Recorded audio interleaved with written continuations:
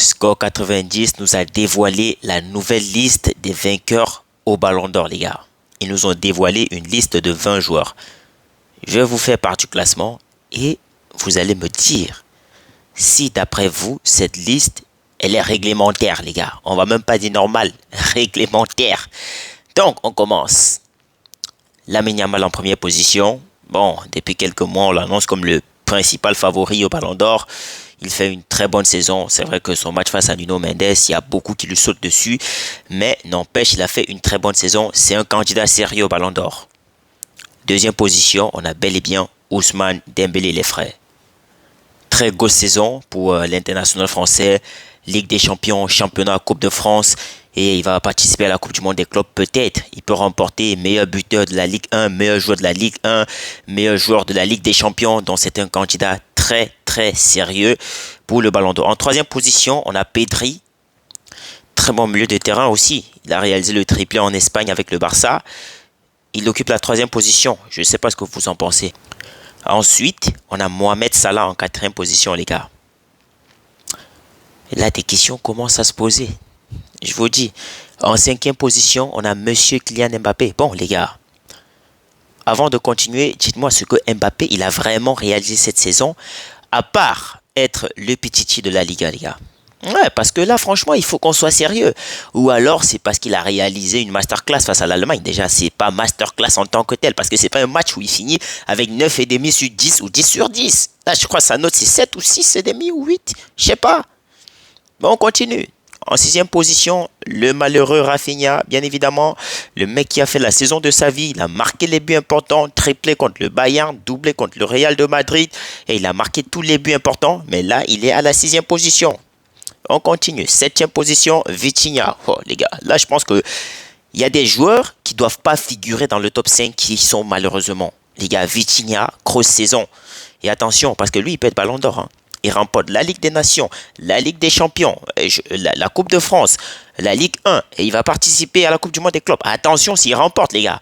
Parce que déjà, en début d'année, ils vont jouer la Super Coupe d'Europe contre Tottenham. Moi, je vous dis déjà, Paris Saint-Germain va fouetter Tottenham. Donc, attention.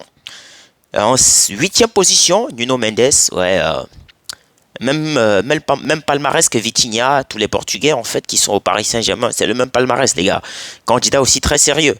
En neuvième position, on a Kvaratskhelia en provenance de Napoli qui réalise une superbe saison avec le Paris Saint-Germain, triplé. Donc neuvième place, je ne sais pas si c'est mérité ou pas.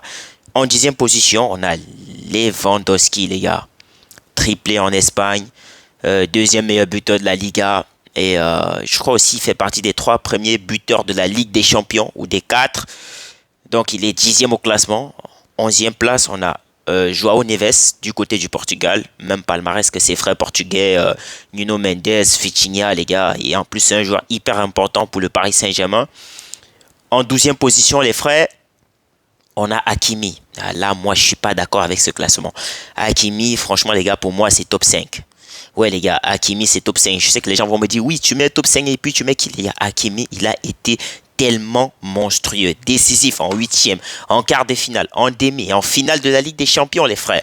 Et vous venez me dire qu'on va pas mettre Hakimi, les gars, faut arrêter. Faut arrêter.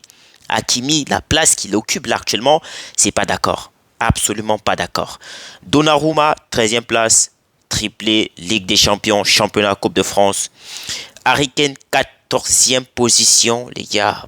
À part son sacre avec le Bayern de Munich, plus rien. Mais bon, ça c'est déjà la rangée des tocards, les gars. Donc pour le coup, on va pas trop avoir de problème là-dessus. Virgil van Dijk, 15e.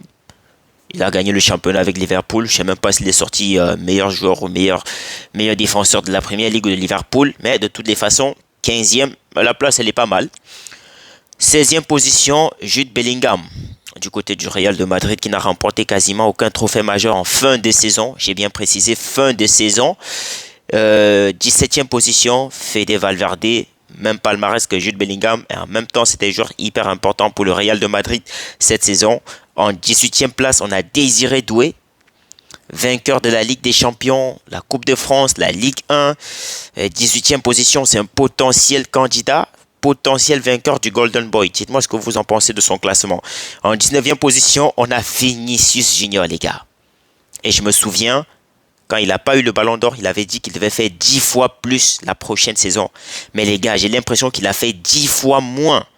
Vinicius Junior qui quitte de 2e au ballon d'or 2024 à 19e actuellement au ballon d'or 2025, les gars. Et enfin, on a Erling Haaland à la 20e position. C'est totalement mérité. Il fait une saison tellement difficile avec Manchester City. Déjà qu'il a même été blessé. En fait, les gars, dis-moi ce que vous en pensez de ce nouveau classement du Ballon d'Or selon score 90, les gars. Moi, je suis pas d'accord avec tellement de joueurs en position. Dites-moi ce que vous en pensez. Qui vous aurez mis à quelle position, les gars? Je vous écoute.